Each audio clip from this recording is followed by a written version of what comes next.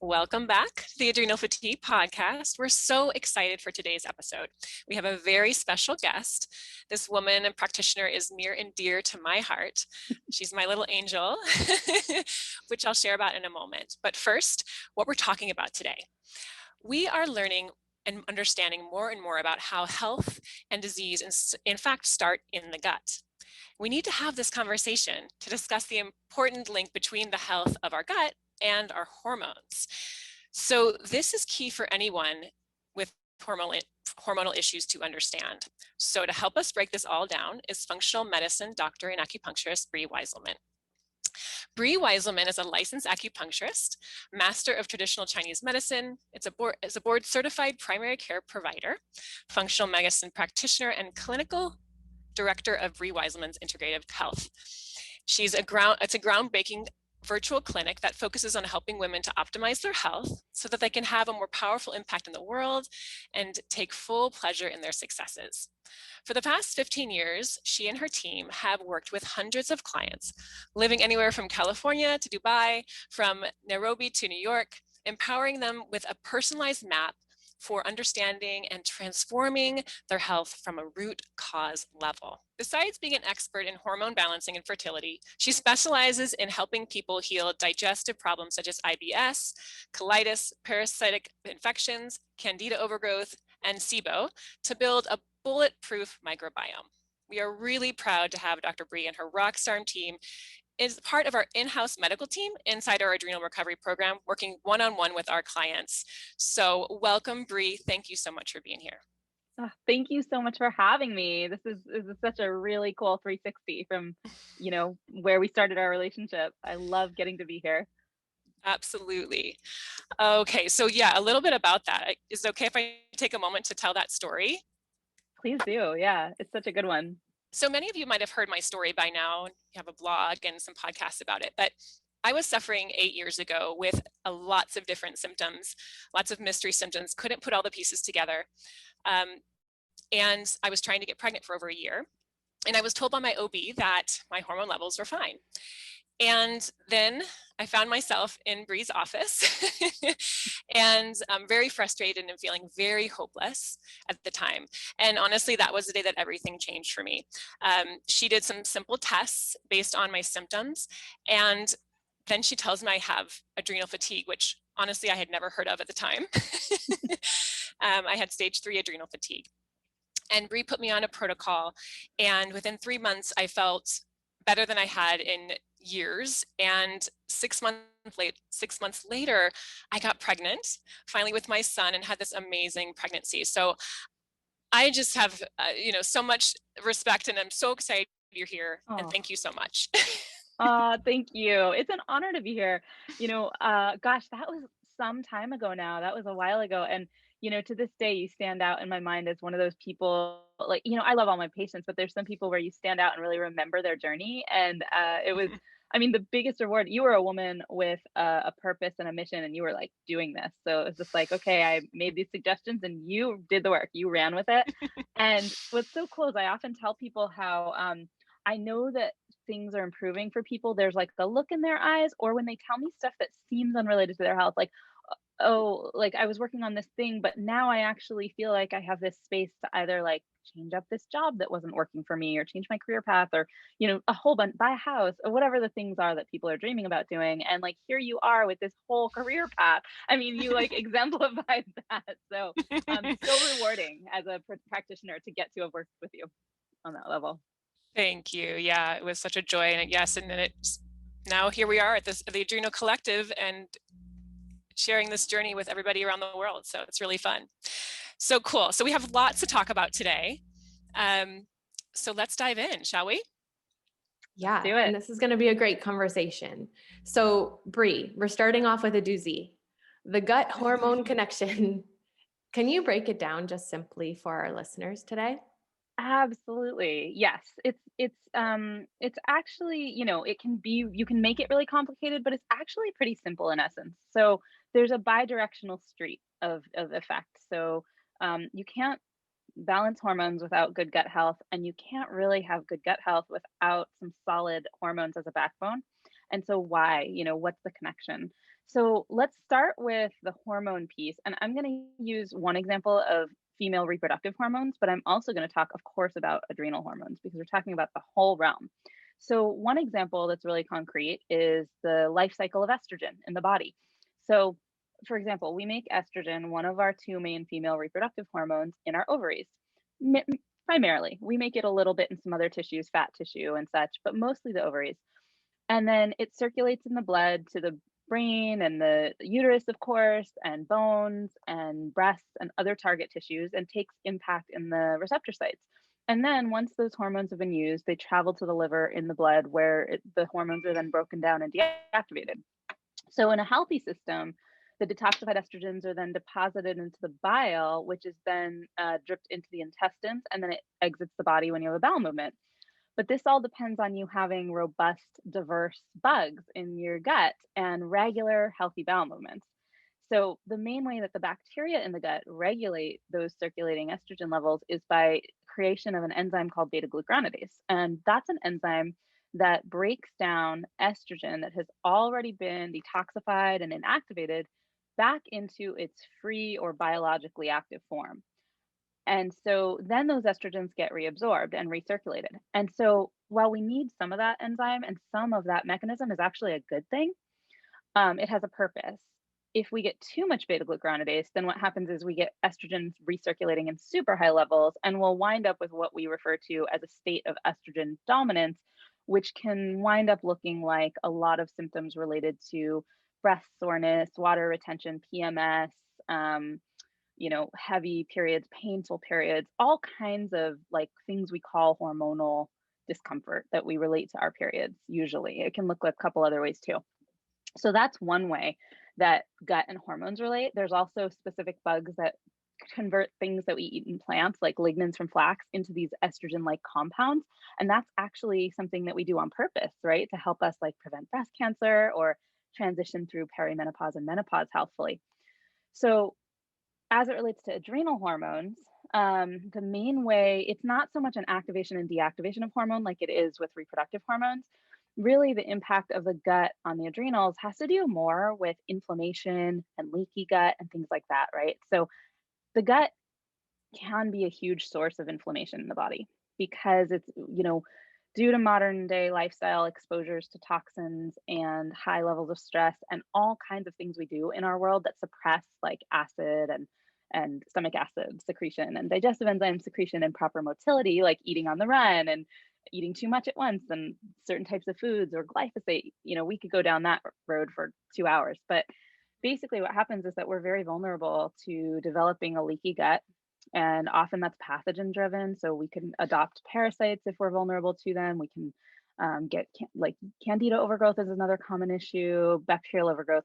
And those things create this dripping into the system of chronic low grade inflammatory compounds or things that provoke our immune system. When we have that going on, there's kind of three ways. I'm sure you guys talk about this a lot, and I talk about this with people. There's kind of three main types of stress that our brain reads as stressful and then tells the adrenals, hey, pump out cortisol, like dump cortisol into the system so that you're better primed to deal with this. And those come down to emotional or life-threatening stressors. So back in the day, or most of our existence, this looked like the warring neighboring tribe, or you're out hunting and now the thing's chasing you.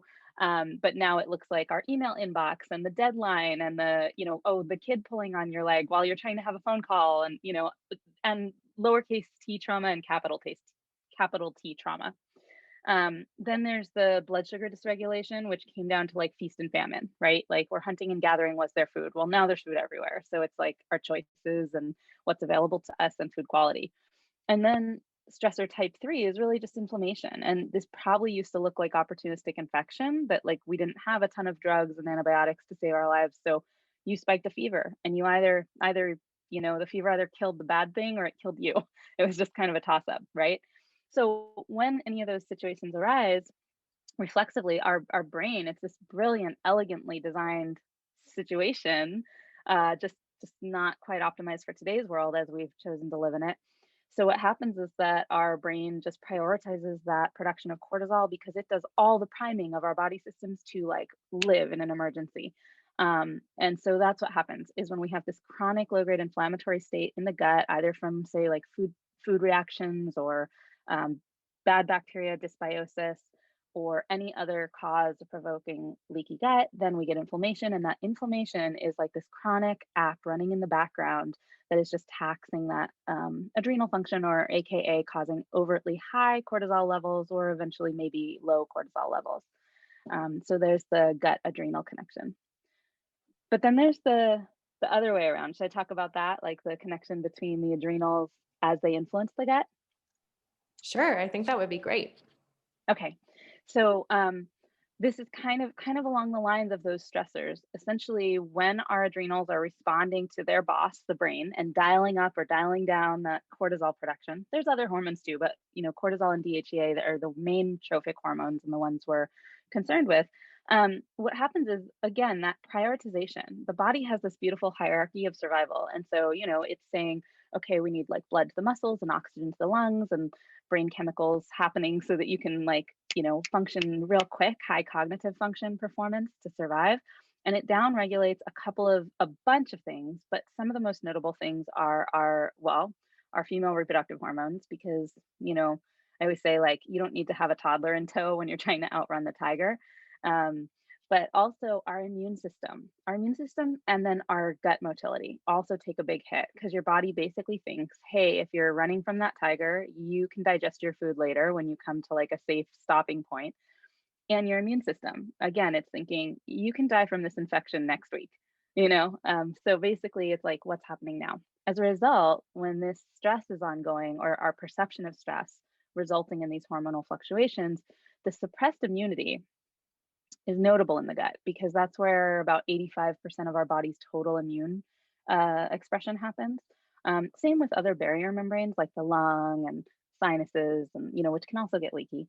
So what happens is that's one of our main defenses is that the acid production in the stomach and the digestive enzymes and bile flow, all of which take a hit when we're in that fight or flight.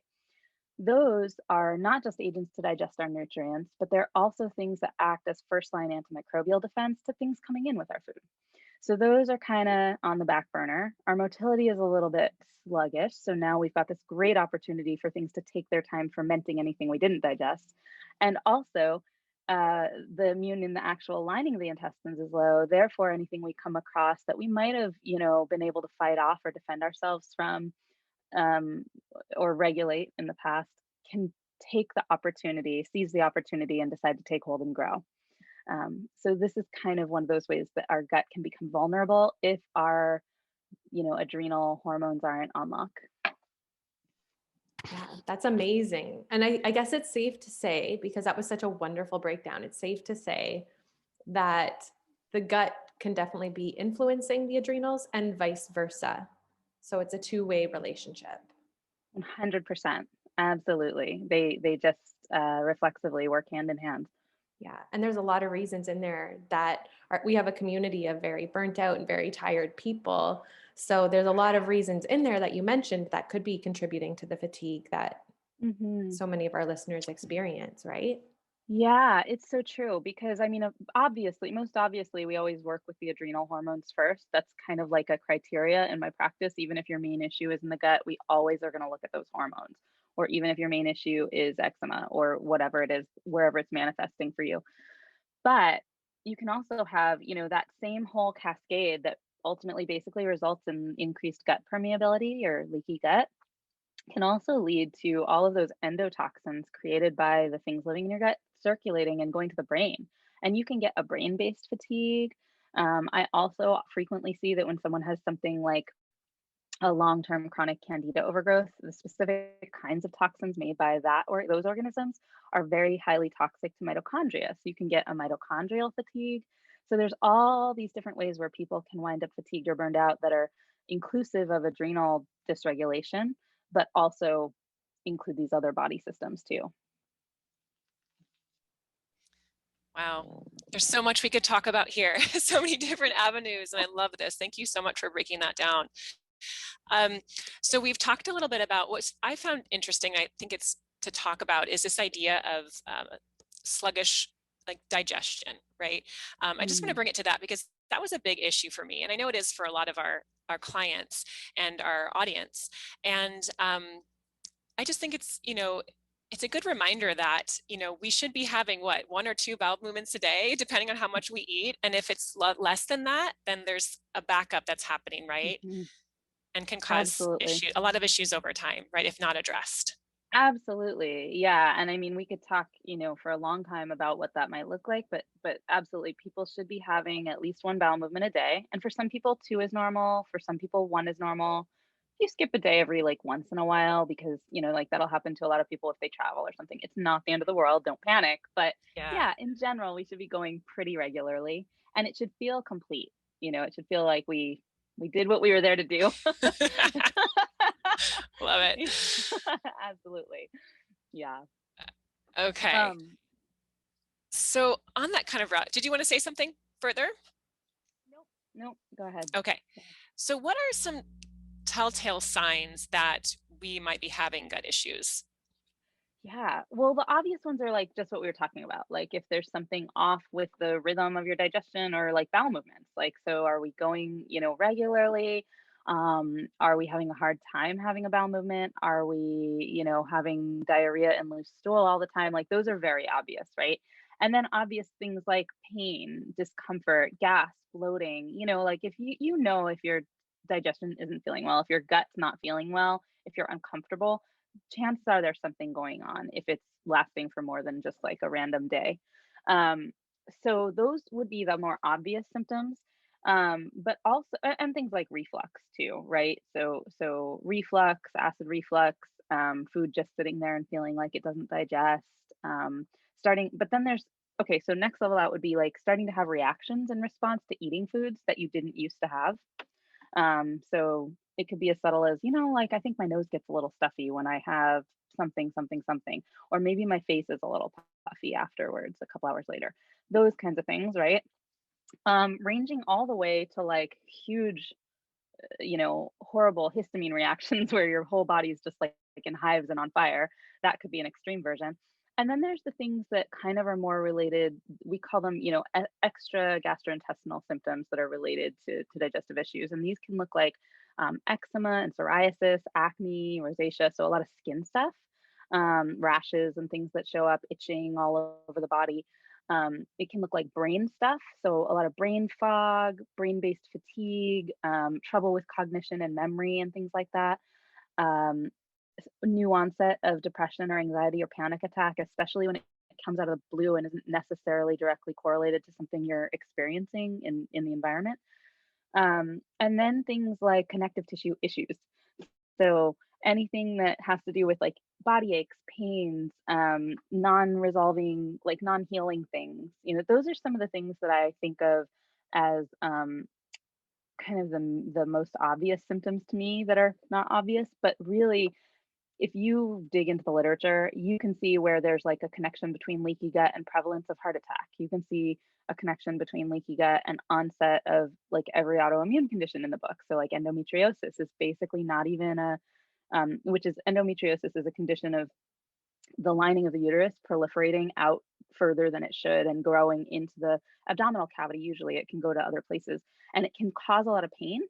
And then in some people, they have no pain. But then it can also cause infertility issues. So it's a very prevalent disorder, and it can be very painful and hard to live with. And it's not even, while there is an aspect of it that has to do with hormone imbalance, and it's definitely a reproductive concern, it is basically a disorder of leaky gut influencing the immune system. So that's just like one example. Got it. Wow. There is just another reason like why it's so important. This information just needs to get out there. I mean, there's so many people are struggling with so many things. We're not even talking about autoimmune in this conversation necessarily because it's a whole nother box to go into, but like so many issues that root in the gut that we are just learning about. And I'm so glad you're here talking about this because these connections that we're talking about are so important. We're learning about the connection between your gut and mental. You mentioned some mental issues as well, like depression. We're linking that to gut health. So, I mean, just such an important topic. So I'm is. just, yeah.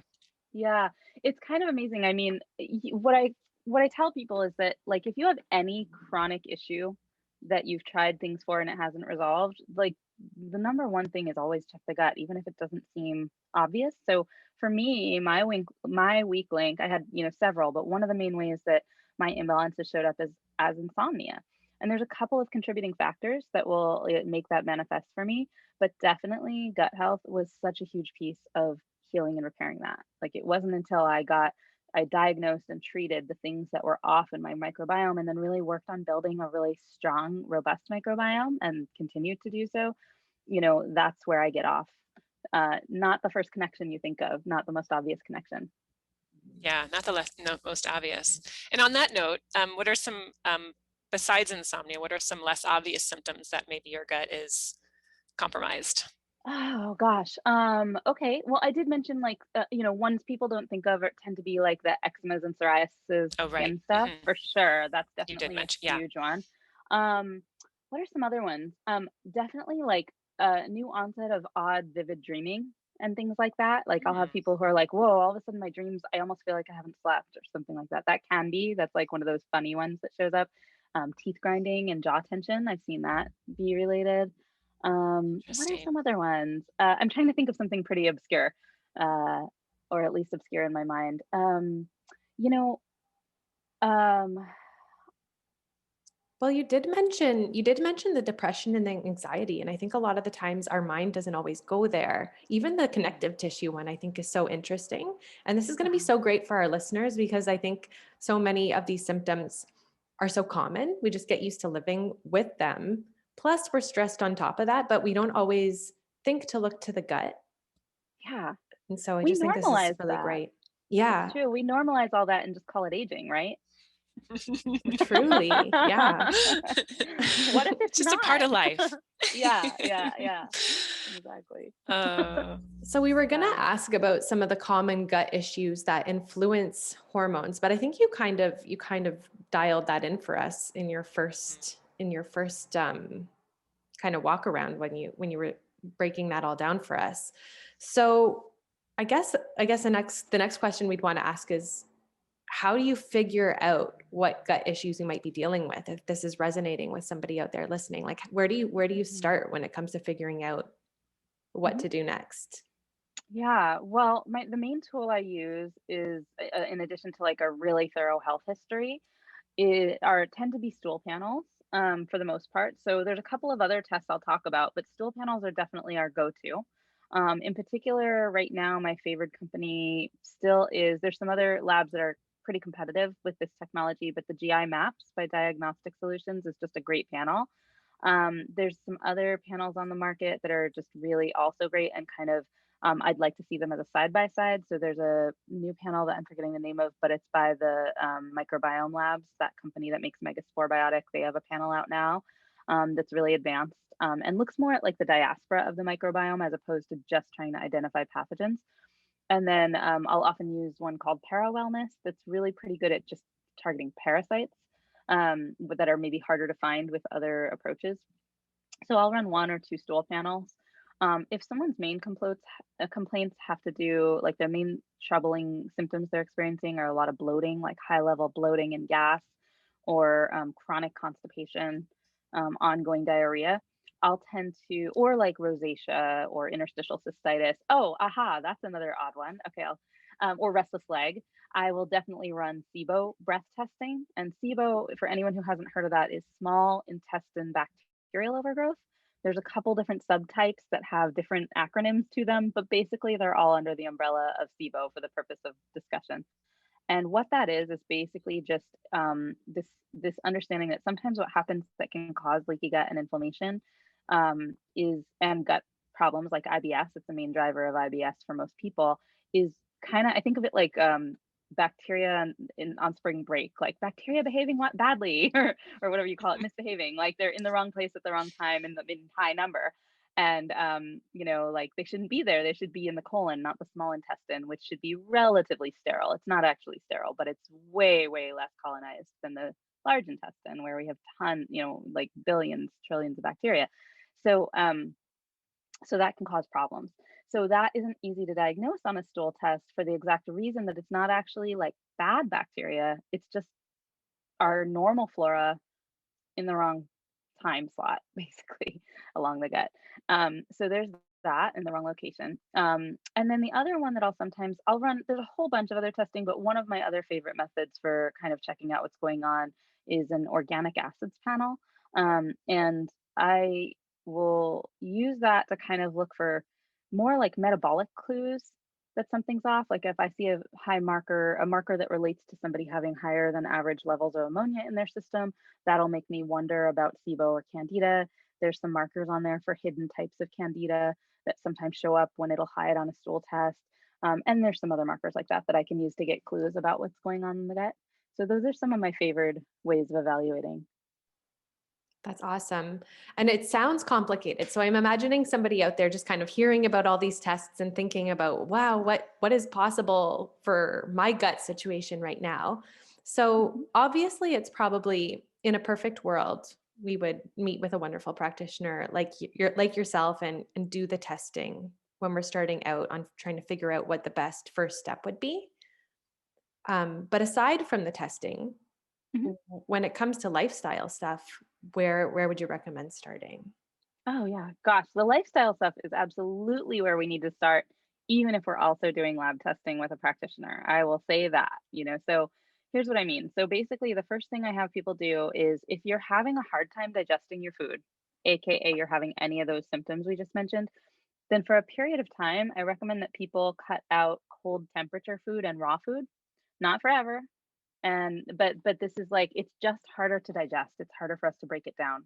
So it's basically we don't have to cook everything to death either, but just even steaming foods and taking the cold out of it and helping that first step of process helps us digest it just a little bit easier. It's almost pre-digested.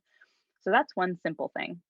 Another thing is just good meal hygiene. So literally, this is like being kind of stop and smell the roses about your meal. Like even if you don't have forever, at least pretend that for that 15 minutes you do, and you're not doing anything else. You're not also like scrolling through Facebook or Instagram or like responding to email or like on Amazon trying to like dial in the whatever you're trying to order because you're stuck at home and there's a pandemic. Like you're just gonna sit there and eat your food, and if possible, eat it somewhere that's like if it's warm enough, if you live somewhere where it's warm enough and it's, amenable to that, go outside, like look at nature, eat your food, chew your food, swallow your food, and then sit there for a moment before you have to rush off.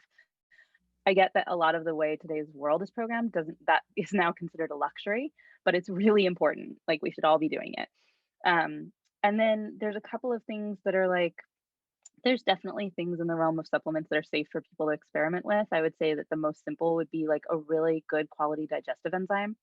I have some like physician grade ones that I tend to prefer when I'm working with someone who's, coming in and they really have some gut issues, or we can see that they have low enzymes on a stool panel. But one of the best enzymes on the market that's available kind of over the counter is Digest Gold by Enzymedica. And I have no affiliation with that company, obviously. It's just one that's like generally available places where people shop. And so if you're looking for an enzyme and you don't know where to start, it can be a good option. And usually people take somewhere between like 2 and 4 capsules a meal and just see if it helps their symptoms. There's very little risk of hurting yourself with digestive enzymes at those dosages. So that can be a great step. A little bit of ginger tea after meals can work wonders for some people. And then one of my favorite things for like microbiome building, so besides just obviously like trying to include different sources of fermented foods, ranging from like water, kefir, kombucha to fermented vegetables, is actually something that I do with all my patients as early as they're able to tolerate it, which is pretty early in most people, and it's called a veggie mash. And what this is basically the idea that our microbiome thrives on different types of fiber, primarily. That's what it eats. And so, for a long time, humans basically roamed the earth eating this and that they could find. And so it wound up looking like a lot of plant matter. Most of us would get indigestion at this point because our microbiomes in our guts aren't accustomed to that level of roughage, but we should be. And we are definitely able to do that. So, because most of us aren't eating like 15 to 20 kinds of plants a day now, A one way around that a lot of us work with is actually just making kind of like a pulverized mash of like maybe 20 kinds of veggies. And I like to pick the ones that you don't eat. So like if you don't really eat rutabaga, but you eat broccoli 3 times a week, then like don't use broccoli, buy rutabaga. People right now are going, what's a rutabaga? But you grab like a whole bunch of stuff and you keep all the leaves and all the stuff intact. Like you don't like chop anything nice and pretty and put the rest in the garbage or compost. You take it all and you run it through like a like a Cuisinart what do you call that? Like a food processor. And then you kind of homogenize it, like mix it up. And then this is without water. It's just going to be chunky. And then I just put it into like gallon-sized bags and freeze it in the freezer just because it's flat. It's one of the things I do use plastic for, but you can definitely freeze it in other things. But what is nice about freezing it in sheets is you can crack off small amounts of it and thaw it. And then what you do is you take a little tiny bit of that mash that now has this like tons of different vegetables, and you just throw it in some water in like a bullet blender or something, and about 8 ounces of water, and blend it up and drink it like a little green juice. It's definitely fibrous. You're not going to want a huge glass of this stuff because it's kind of, you got to chew it and swallow it. But it, just tastes like a veggie juice, but you're getting all this diverse kind of fibers into the gut every day or most days.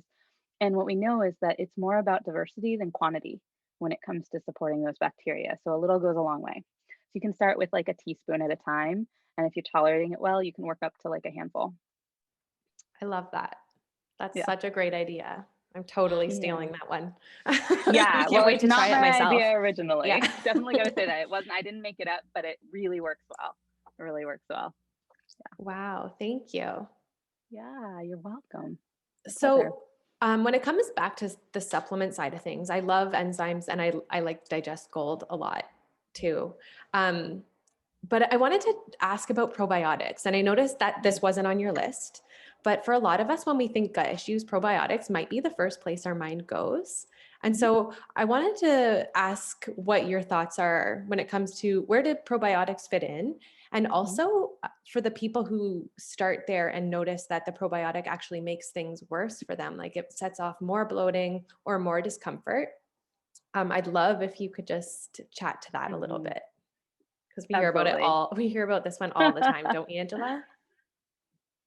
Yes, absolutely. Yeah. Let's chat about that. All right. Well, I'm a huge fan of probiotics, so they are on that list, and they're pretty high up that list. But the reason I didn't name them first was exactly for the reason you just named, which is that they can be a little bit of a double-edged sword. And also I like the other things because they are basically free or low cost. So they're accessible to literally everyone. And probiotics are usually pretty affordable, but they definitely cost a little bit more than like chewing your food, right? So, okay, so probiotics. So definitely a couple of ground rules are like only buy products that where you look at the strain and they have a whole bunch of little numbers after them, like a very specific number. It'll like, I'm trying to think of one, but it'll say like lactobacillus rhamnosus GG, and I don't remember the number, but I'm just going to make something up like 13875. I don't think that's actually the number that I would look for on that one. But that means that it's a very specific strain that has been identified genetically as what it is, and you know what you're getting. And those are the ones that the studies have been run on. So that's very important, because if it says like lacto-bifido blend, you have no idea what you're getting, or if it's actually confirmed to be what it is, or the quality of that product you can assume is less. So that's number one. And then there's different kinds of probiotics that work well for different people. So if someone's main issue is bloating, I might choose a different probiotic than if their main issue is constipation, or if their main issue is diarrhea. Those are definitely going to look different. And then there's some that are generally tend to be beneficial for everybody. Like for example, spore-based probiotics. Big fan of those, love them. And especially in the last like 5-6 years, we've really seen like an explosion of spore-based probiotics on the market. But they can definitely rock the boat when someone gets started with them, especially if their gut's in a little bit of compromised shape to begin with. So that can mean, especially if you use like the lactobacillus bifido strains, and then you get this resultant huge bloating or diarrhea or something like that, it can be an indicator that you might have SIBO, and it would be worthwhile to run a SIBO breath test. That's one thought. Another thing is that sometimes it's just that because of having kind of a more generalized dysbiosis or just inflammation in the gut from whatever reason, that it might be fine for you to take a probiotic, but you might need to start it very gradually and slowly, to allow for like a gentler introduction.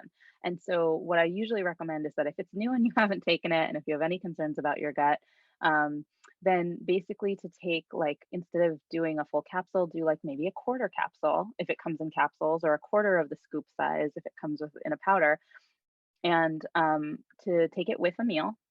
And then you want to maybe do that every other day for a while and just kind of see how you respond. And assuming that it's going well, then you start to taper it up and you do a half cap and then a full, or whatever the dose is, and you can work up, and then you can eventually do it every other day. But that gradual introduction is sometimes really important for people. Yeah, thank you so much. I think that that is something, well, we definitely hear about that one a lot. So that's going to be so helpful. And I love that recommendation of just, it can be a little bit annoying to break the capsule and do the measurements, but it could be really worthwhile just for to kind of build up your own stamina, or your own or what's the word I'm looking for? Your own, yeah, resilience to it, I guess. Is that tolerance? Yeah. Tolerance. Yes. Yeah. your tolerance, build up your tolerance. Well, one thing, if we don't want to get too myopic about it, what I do is I'll like open the capsule into like a teeny little, like I have these little like stainless steel food containers that I put my daughter's snacks in and stuff, or sauces or whatever. And so like I'll just put it in there, and then I'll just go like this and like lick the tip of my pinky and just like take a little dab. You don't have to get super precise about taking like exactly a quarter cap, but that's a great idea. Yeah. Yeah. All right. So that was a great list that you just gave for us, and the veggie mash. Is that what you called it? Sounds amazing. But if there's one thing that we can start implementing like today, in your opinion, what would be the most important? Oh man, this is going to just sound so redundant because I think everybody's heard it, but I'm just going to say chew. Like, so many people don't actually chew their food. Like when we stop and think about it, we're not chewing thoroughly. And like there's nothing else that you can do that replaces chewing. Like you could give someone all the enzymes in the world and all the HCl, and they probably need those. But like if you don't break your food down, digestion starts in the mouth, right? So so actually I'm going to give two hints because about the mouth. Let's talk about the mouth. So one's going to be chewing, because literally the action of breaking down your food is not just about breaking it into smaller particles. It does a whole number of things, among which is to start the breakdown process with like amylase and certain enzymes in the mouth of your carbohydrates. But it also primes the gut and tells it to start secreting. It sends a signal down the vagus nerve, if it's assuming it's working well, which then makes you secrete all the good digestion juices that help you digest your food. So take the time to chew more than you think you need to, if you're having any kind of question about your gut health. Now, the other thing I'll say is brush your teeth. And that's going to sound really weird, because what does that have to do with your digestion? But it has everything to do with your digestion, because after working with like for 17 years with people with digestive problems, one of the things that I noticed is that there's a huge connection between people who have a lot of dental problems, and some of them are known, like, oh yeah, you've had a million dental surgeries and like, known gum disease and things like that. But some of them are just like, oh, you have a little bit of mild gingivitis, but it's just not handled well. Basically our microbiome starts in the mouth. So there's studies that show that even just brushing your teeth after meals, like 3 times a day, reduced the amount of candida in stool cultures, in stool panels, I mean, by, I think it was something like 50%. I don't want to quote the exact number, but it was a significant amount. So what that tells me is that basically our oral microbiome health, dun, dun, dun, dun, shocker, like influences our gut microbiome health, because everything's going down that way. So brush your teeth. And if you have gut issues, and if you think you might have some dental issues, then it might be time to do a little bit of work in your mouth, which could look like oil pulling. It just could look like flossing if you're not flossing, and brushing using a good toothpaste. I love Biocidin, the company Biocidin, which actually that's not the name of the company. I think it's Biobotanical Research makes a product, a very famous product called Biocidin, and they make a toothpaste that has the Biocidin in it called Dentalcidin. And I pretty much have everyone in my practice using that. So I've literally had people email me and say, wow, I started using that 3 weeks ago and my gut is so much better. That's so interesting. Who would have thought? That's so cool. And what about tongue scraping? I guess that would fit into the like oral hygiene as well. Sure. Yeah. I don't have any like data or studies on it, but I don't doubt that they're out there, and I don't doubt that it's helpful. Yeah. I just feel like once I started scraping my tongue, it was like a whole new level of a clean mouth, and Cleanliness. I'm just so like nice. so into it. Yeah, just don't scrape before you go see your acupuncturist because they need to look at that coat. Right. That's great advice. Hint, hint. Nice. Well, Cool. I wanted to go back down to what you talked about chewing your food. And just one of the rituals that I do, and I just want to share this with everybody, is when I sit down to eat, no matter how rushed I am and both children screaming at me, is just taking 3 deep breaths before I take a bite. Just diaphragmatic breathing, 3 simple breaths, and just such a good little tidbit that only takes a few seconds. So good. Yeah. I love that. I think everybody's always looking for something really groundbreaking. And I love that you said just chew your food. And I say that too, like a broken record. You do. And I know we all want it to be more exciting, but it's one of those things that like I didn't realize what a bad chewer I was until I had to be mindful about it. And so when I got mindful about it, I was actually pretty horrified to what I discovered. But it was real. It was a really impactful part of my recovery and fixing my gut. So I just love that because it does force us to get mindful, which we could all use a little more of in our worlds these days too. I remember my mom told me Well that my grandmother always said, chew 25 times, each bite 25 times. And I find that really difficult. So I guess I had some work to do on that. And it's just something I very consciously work on almost every day. So there you go. Likewise, it's a journey. Chewing is a journey. Absolutely. Love it. Cool. Well, this has been fantastic. Brie, we have a fun question for you, just to wrap up the show with just a fun one. But we'd love to know your favorite snack. Oh gosh, my favorite snack. Okay, well, are we talking like what I generally would go for because it's easy and it fits into my life, or what I would choose like on a? Okay, well, so if someone was to come up on and give me a snack and I would be like so excited, it would definitely be like, a cheese platter with like crunchy organic vegetables and little fruits and different textures and just wonderful cheese. Like, oh, that just like makes my day. But I don't eat that very often because I have to limit the amount of saturated fat I eat because of my genetics, and also because I don't have time to sit around and eat a cheese platter right now in my life with a 21-month-old and a business. But what do I eat? I tend to do these kind of like pre-made like veggie juices because I don't have time to make that myself. So like cucumber, lemon, celery, spinach, burdock kind of thingy. And then, which isn't like a snack, but it kind of is just one of those things I'll have on a break. And then I do a lot of nut butters. Like I do a lot of like a spoonful of nut butter here and there because it just really works for me with the protein and the fat, and it's kind of satisfying. Yeah, it's delicious. And when you're on the go, it's a really quick snack. Like if you're busy around the office and you just need a little something to fuel you. Yeah. Exactly. Just keeping it real. My life's kind of like that right now. And we can appreciate that. We can appreciate that. And so can our listeners. A busy mama. You're doing great. Thank you so much for being here. That was really fun. I hope all of you out there feel served and feel like you have some support here. And anything else you want to say, Danielle? No, I think that this was a fantastic conversation. And Brie, it was just great to have you. And I hope we can do it again soon. Oh, I'd love that. Thank you so much for having me. This is a blast. It was a really great conversation. I'm so honored to get to be here with your tribe. Thank you.